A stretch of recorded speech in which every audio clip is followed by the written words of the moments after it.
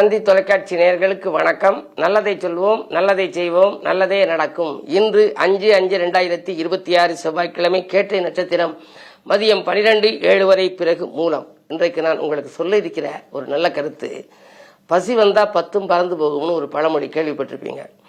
பத்துங்கிறது சில பேர் சொல்லுவாங்க, அது பசி வந்துச்சுன்னா 10 ரூபா பறந்து போயிடும். ஒரு டீ கடைக்கு போய் வடை டீ எல்லாம் சாப்பிட்டோம் அப்படின்னா அந்த ரூபாய் கரைஞ்சிரும், ஆகையினாலே அப்படின்னு சொல்லுவாங்க. ஆனால் அதனுடைய உண்மையான கருத்து என்ன அப்படின்னா, பசி வந்துட பத்தும் பறந்து போகும்னா, ஒருத்தனுக்கு பசி உடலுக்கு பசி மட்டும் வந்துருச்சு அப்படின்னா என்ன செய்யறோம்னே பின் விளைவை சிந்திக்க மாட்டாங்க. யார்கிட்ட யாசகம் கேட்குறேன்னே தெரியாது. எப்படியாவது கேட்டு பணம் வாங்கி நம்ம சாப்பிட்டாகணும்னு ஒரு எண்ணம் வந்துருமா. ஆகையினால இந்த பசி வந்தால் எதெல்லாம் நம்ம பறந்து போயிடுது அப்படின்னா, மானம், குடிப்பிறப்பு, கல்வி, ஈகை, அறிவுடைமை, பதவி, தவம், உயர்வு, தொழில் முயற்சி, காதல் வாழ்க்கை, இதெல்லாம் போயிடுமா. இதை ஒரு அழகான வெண்பாவா அந்த காலத்தில் ஏரிளம் தமிழ் அப்படிங்கிறதுல எழுதியிருக்காங்க. என்ன சொல்லியிருக்காங்கன்னா, மானம், குலம், கல்வி, வன்மை, அறிவுடைமை, தானம், தவ முயற்சி, தாளாண்மை, தேனின் கசிவந்த சொல்லியர் மேற்காமுறுதல் பத்தும் பசிவந்தால் பறந்து போவோம் அப்படின்னு இது ஒரு வெண்பாவா எழுதியிருக்காங்க. அதாவது பசி வந்துருச்சுன்னா மானமே போயிடுமா. யார்கிட்ட யாசகம் கேட்குறேன்னே தெரியாது. ஐயா பணம் இருந்தால் கொடுங்க. சில பேர் பாருங்கள், இந்த பஸ் ஸ்டாண்டில் பார்த்தீங்கன்னா நல்லா நீட்டாக ட்ரெஸ் பண்ணியிருப்பாங்க, போகிறது காருக்கு காசு இல்லாமல் இருக்குது, தாங்கம்பாங்க.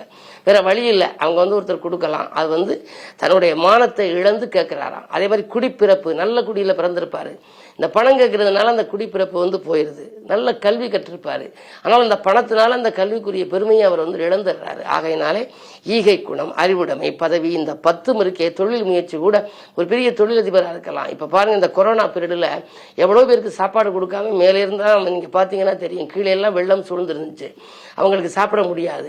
மாடியில மேல இருந்தாங்க, அங்கேருந்து ஹெலிகாப்டர்ல போட்டாங்க, அந்த உணவை எதிர்பார்த்து காத்திருந்தாங்க. அவங்களுக்கு எவ்வளவு வசதி இருந்தும் அவர்களுக்கு அந்த பசி வந்திருக்க நேரத்துல அதுக்கு தீர்வு காண முடியாத ஒரு சூழ்நிலை. அதனால பசி வந்துட்டா பத்தும் பறந்து போகும் அப்படின்னா ரூபாய் அல்ல, அது இந்த 10: மானம், குடிப்பிறப்பு, கல்வி, ஈகை, அறிவுடைமை, பதவி, தவம், உயர்வு, தொழில் முயற்சி, காதல் வாழ்க்கை, இவையெல்லாம் ஏரளந்தமிழ் என்ற நீதி நூலிலே இடம்பெற்றிருக்கிறது. பொதுவாக அந்த காலத்திலே எல்லாம், பள்ளிக்கூடத்திலே நான் படித்த காலத்திலே எல்லாம் நீதி போதனை என்ற ஒரு வகுப்பு உண்டு. அதில் நீதி கருத்துக்கள் அடங்கிய கட்டுரைகளும் இருக்கும், கவிதைகளும் இருக்கும். அது போன்ற அந்த நீதி நூல்களை மீண்டும் ஒரு முறை பதிப்பித்து அதில் உள்ளவற்றையெல்லாம் நாம் படித்து அந்த நீதி நூலில் இருக்கக்கூடிய கருத்துக்களை நாம் வாழ்க்கையில் ஏற்று நடக்கின்ற பொழுது நம்முடைய வாழ்க்கை மிகச் சிறப்பாக அமையும் என்ற கருத்தை தெரிவித்து இந்த இந்திய ராசி பலன்களை இப்பொழுது உங்களுக்கு வழங்கப் போகின்றேன்.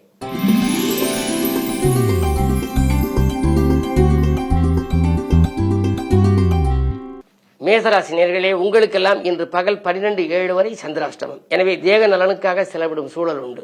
அதே நேரத்திலே நீங்கள் மற்றவர்களுக்காக செய்த முயற்சியில் உங்களுக்கு ஆதாயம் கிடைக்காது. மனக்கவலைகள் அதிகரிக்கும், பணப்புழக்கம் குறைவாக இருக்கும், குடும்ப சுமையும் கொஞ்சம் கூடுதலாக இருக்கும். இதை செய்வோமா அதை செய்வோமா என்ற ரெட்டித்த சிந்தனையில் மனக்குறை கிளேசங்கள் அதிகரிக்கலாம். இன்று சந்திராஷ்டமம் என்பதனாலே கவனமாக இருக்க வேண்டும். பொதுவாக 12:07க்கு மேல் உங்களுக்கு கொஞ்சம் நல்ல வாய்ப்புகள் வரலாம். இருந்தாலும் இன்று முழுவதும் நீங்கள் அமைதியை கடைபிடிப்பது நல்லது.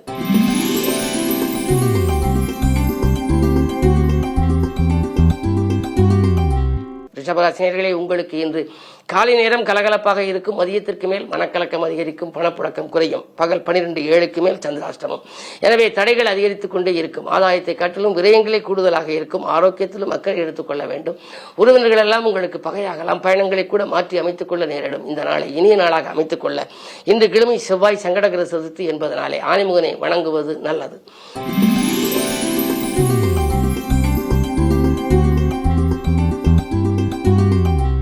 மிதுனராசி நேயர்களே, உங்களுக்கெல்லாம் இன்றைக்கு நல்லவர்களில் தேடி நலம் கொடுக்கின்ற நாள்.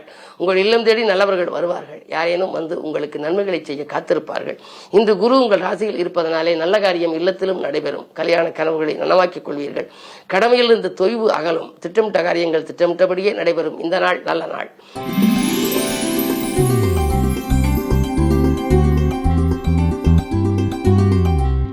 கடகராசி கும்பராசினியர்களே, உங்களுக்கு 8லே ராகு 2லே கேது. பொதுவாக 2 வாக்குஸ்தானம்.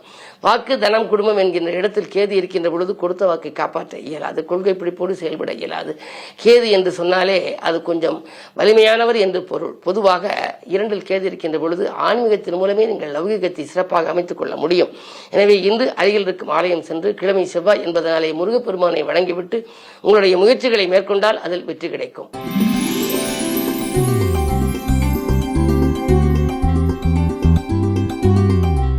சிம்மராசினியர்களே, உங்களுக்கெல்லாம் இன்றைக்கு வருமானம் திருப்திகரமாக இருக்கும் நாள். வழிபாட்டிலும் நீங்கள் கவனம் செலுத்துவீர்கள். தொலைபேசி வழி தகவல் மகிழ்ச்சி தரும். இடமாற்றம் உருமாற்றம் பற்றிய இனிய தகவல் உங்களுக்கு கிடைக்கலாம். 11லே வியாழன் இருப்பதனாலே உத்தியோகத்தில் உள்ளவர்களுக்கு நல்ல நிறுவனங்களிலிருந்து புதிய அழைப்புகள் வரலாம். வரும் அழைப்புகளை ஏற்றுக்கொள்ளலாமா என்பதை சிந்தித்து பார்த்து ஏற்றுக்கொள்வது நல்லது.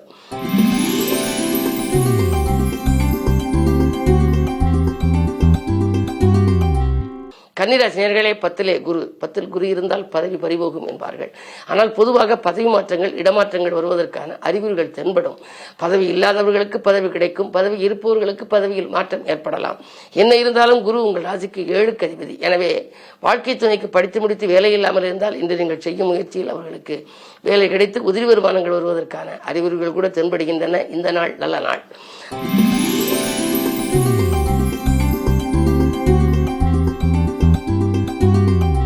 துலாம் ராசினியர்களே, உங்களுக்கு குருவின் பார்வை இருப்பதனாலே தேக்க நிலை மாறி தெளிவு பிறக்கின்ற நாள்.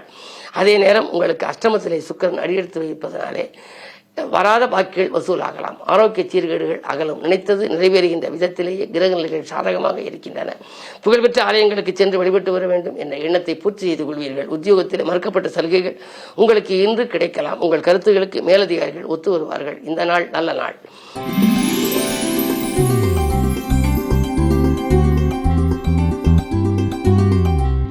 விருச்சிக ராசினியர்களே, உங்களுக்கு பகல் 12:07 வரை உங்கள் ராசிக்குள் சந்திரன். எனவே இன்றைக்கு உங்களுக்கு குருவினுடைய பார்வை 2லும் பதிகின்றது. ராசியில் சந்திரன் இருக்கின்றார். பூர்வீக சொத்து தகராறுகள் அகலும்.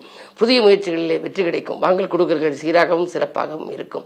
மனமீதி கிடைக்கக்கூடிய நாளாக இந்த நாள் அமைகின்றது. வரங்கள் வாயில் தேடி வரலாம்.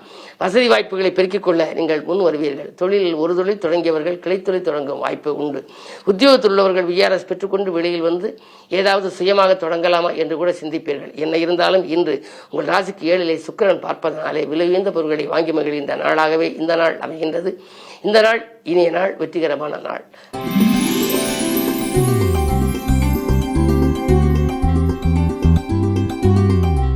தனுசு ராசினியர்களே, உங்களுக்கு பகல் 12:07 மேல் உங்கள் ராசிக்குள் சந்திரன். குரு பார்க்கின்றார். குரு சந்திர யோகம். குரு சந்திர யோகம் என்று வருகின்ற பொழுது கலக்க மகளும், கவலைகள் தீரும், பணப்புழக்கம் அதிகரிக்கும், நினைத்ததை நினைத்த நேரத்தில் செய்து முடிக்கும் ஆற்றல் பிறக்கும், தெய்வ நம்பிக்கையும் கூடும், சேமிப்பை உயர்த்துவீர்கள். செல்வாக்கு அதிகரிக்கின்ற இந்த நேரத்தில் பொதுநலத்தில் இருப்பவர்களுக்கு புதிய பொறுப்புகளும் பதவிகளும் கூட கிடைக்கலாம். இன்று இனிய நாள், நல்ல நாள்.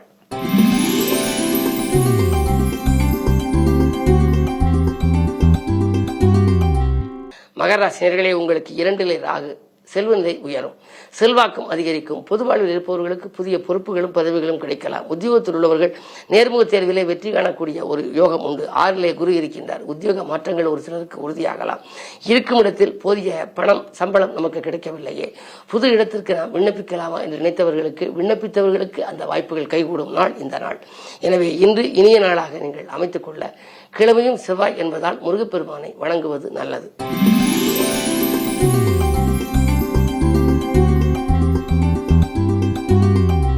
கும்பராசினியர்களே, உங்களுக்கு விரயங்கள் ஏற்படாதிருக்க விழிப்புணர்ச்சியுடன் செயல்பட வேண்டிய நாள். இன்று வீட்டு செலவுகள் உங்களுக்கு கூடும். கூட்டாளிகளாலும் உங்களுக்கு செலவுகள் அதிகரிக்கலாம். விரையாதிபதியாக இருக்கும் சனி 2ல் இருப்பதால் விரயத்திற்கேற்ற வருமானம் வரும் என்று சொன்னாலும் கூட செலவுகள் கொஞ்சம் கூடுதலாகத்தான் இருக்கும். மன அமைதி குறையும். உறவினர்களை நம்பி எதையும் ஒப்படைக்க வேண்டாம். 2ல் செவ்வாயும் இருக்கின்றார். எனவே உங்களுக்கு இடம் பூமி சம்பந்தப்பட்ட வகையில் இருந்த பிரச்சனைகள் இன்று நல்ல முடிவுக்கு வரலாம்.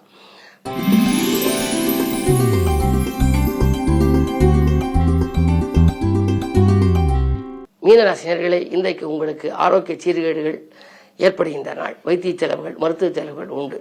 ஏதேனும் சிறு சிறு தொல்லைகள் வந்து கொண்டே இருக்கிறது. இதற்கு என்ன பரிகாரம் என்று நீங்கள் சிந்திப்பீர்கள். பொதுவாக செவ்வாய் சனி சேர்க்கை இருக்கின்ற காலத்தில் மிக கவனமாக இருக்க வேண்டும். நீங்கள் பிறருக்கு நன்மை செய்தாலும் அது தீமையாக தெரியும். அதே நேரத்தில் இன்று கிழமை செவ்வாய் என்பதனாலே இந்த அதிகாலையிலேயே நீங்கள் ஆனைமுக பெருமானையும் ஆறுமுக பெருமானையும் வழிபட்டு காரியங்களை தொடங்கினால் செய்யும் காரியங்களில் ஜெயம் கிடைக்கும். அது மட்டுமல்லாமல் சேமிப்பை நீங்கள் உயர்த்த வேண்டும் என்று ஆசைப்பட்டிருப்பீர்கள். கரைந்த சேமிப்புகளை ஈடுகட்ட புதிய வாய்ப்புகள் வரலாம்.